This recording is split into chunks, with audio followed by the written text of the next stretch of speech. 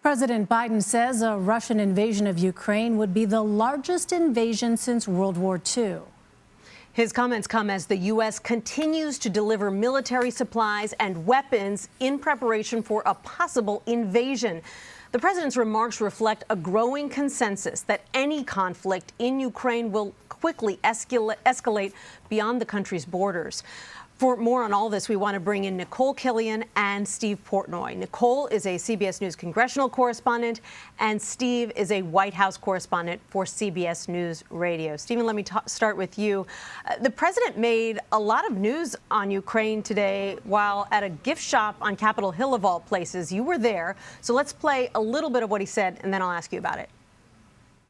There will be enormous consequences if he were to go in and invade, as he could, the entire country, or a lot less than that as well, for Russia, not only in terms of economic consequences and political consequences, but it will be enormous consequences worldwide. This would be the largest, if he were to move in with all those forces, it would be the largest invasion since World War II. It would change the world. It would change the world. So, Stephen, what else did he have to say? And who do you think that message was meant for? Well, I think it was meant for Vladimir Putin. I think it was meant for Europe. And I think in part it was meant for the American people. Look, the president was asked today whether he believes that a Russian invasion of Ukraine is more or less likely now. And he said essentially he doesn't know. He says even people close to Putin don't know. He compared it to reading tea leaves. What he also said was that he might, in the near term, order some of the 8,500 troops who've been put on a heightened state of alert for deployment to Eastern Europe. He said he might do it in the near term because it would take time for those service members to redeploy and position in Eastern Europe. He says it wouldn't be provocative. That is to say, it wouldn't be a direct threat or intended to be a direct threat to Russia, but instead it would be to reassure nervous allies on NATO's eastern flank. He referred to the sacred obligation that America has with its NATO partners, but he did stop short and say that American and NATO forces would not be going into Ukraine. The president, underscoring the importance of all this, said that there would be enormous consequences that would befall Vladimir Putin's Russia. He said that he would not rule out personally sanctioning Vladimir Putin. He said that it would be beyond economic and political consequences. And Stephen, let me ask you a bit more about that, because you asked the president if there were any scenarios where U.S. troops could be sent into Ukraine. He said no, but why is putting U.S. troops in Ukraine off the table? Well, we have asked the White House this question before, and it's reiterated the idea of economic sanctions, targeted economic sanctions like Russia's never seen before, more painful than the Russian economy could perhaps withstand. And why not do more? Why not send American forces? Well, I think that the president recognized that the American public are generally more wary. That this president presided over the withdrawal of American troops from Afghanistan a few months ago.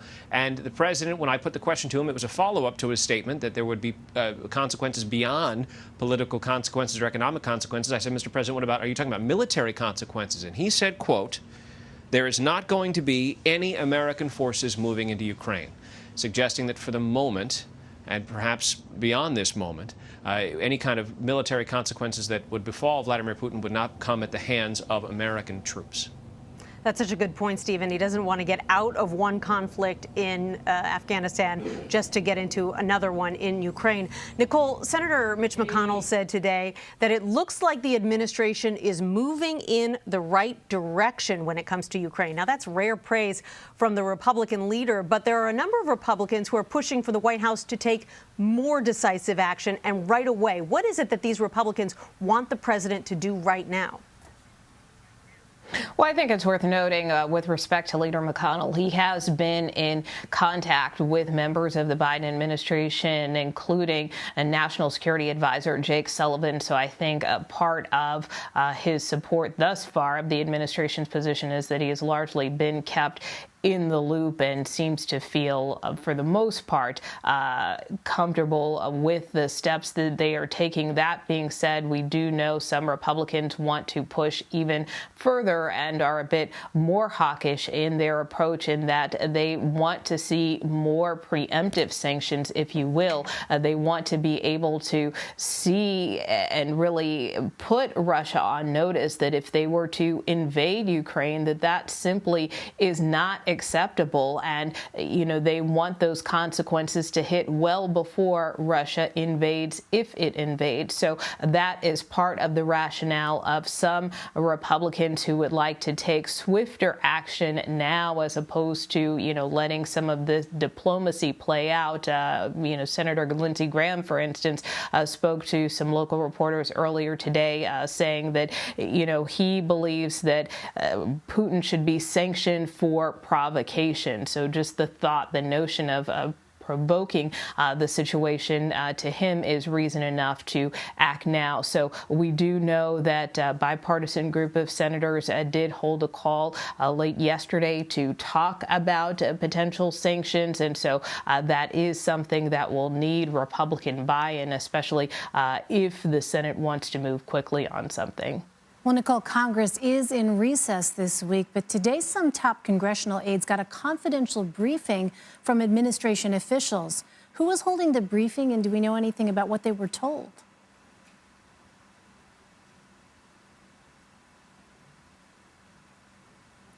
Nikole, are you there? Appear to be having some technical difficulties. All right, if we can't get connected with Nikole, Stephen, if that's something that you can take, because this is a critical moment as we've been laying out. What do we know about this briefing at this point in time? Well, I can tell you it was requested by congressional aides to the leadership, and this is the first stage of what will no doubt be a series of briefings undertaken by this administration to help members of Congress understand exactly what the American military may be getting involved with as the president puts 8,500 troops on heightened alert for a possible deployment to Eastern Europe. And why? Well, because the Congress needs to know exactly what it is that the American military may be getting engaged in. And of course, there's no question that this administration has repeatedly spoken of the sacred obligation that the United States has to its NATO partners under Article 5, which is it's a mutual defense pledge, which is to say that if any one of those countries that are members of the NATO treaty are attacked, then all of the NATO countries are attacked. But that said, the American the representatives in Congress require being briefed by the administration so that they might know exactly the thinking of the president and his top military and strategic advisors here. The interagency, we were told, that's sort of a Washington speak for the president's national security team, was said to be conducting that briefing.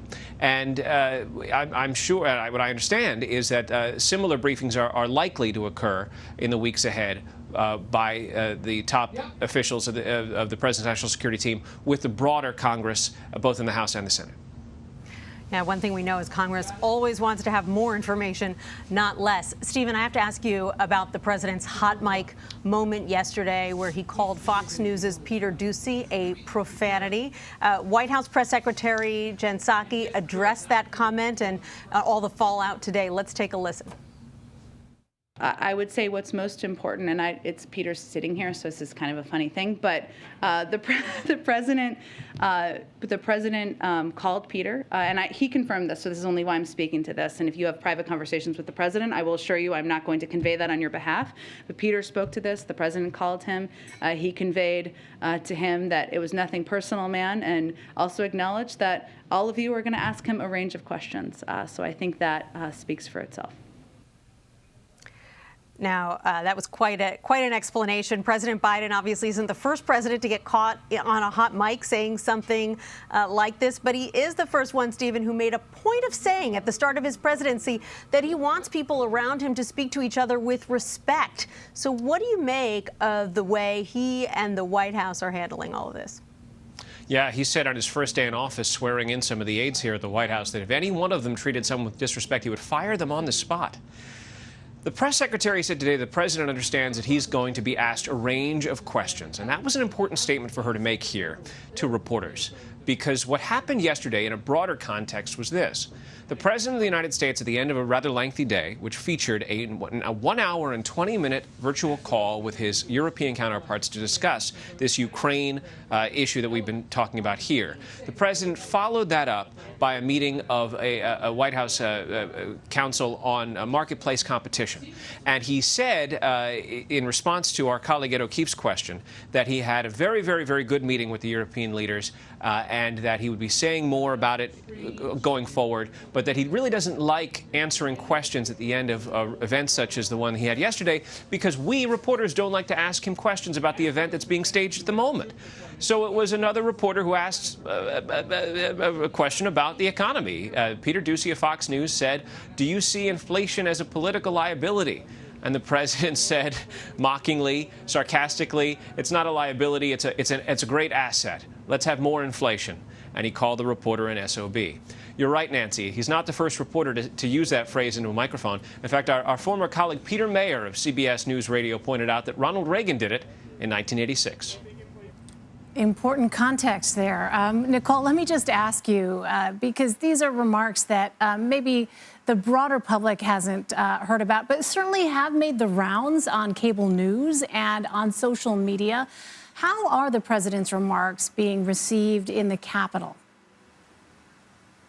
Well, I think it's a little hard to judge since lawmakers are out, in their districts. So I would say it's probably not necessarily top of mind for many of them. As we discussed earlier, I think probably the situation in Ukraine, the situation involving inflation, et cetera, is probably top of mind for lawmakers. But look, I mean, to the points that were made earlier, certainly the president has talked about the importance of decency, bringing decency back in the White House. That is something he talked about from day one. Was it a slip of the tongue?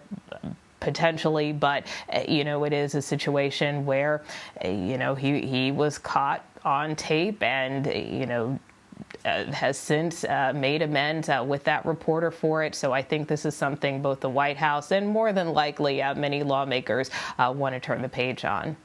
Right, and as you and Stephen and Nancy all know, it is perfectly within a reporter's right here in the United States of America to ask a president anything they want.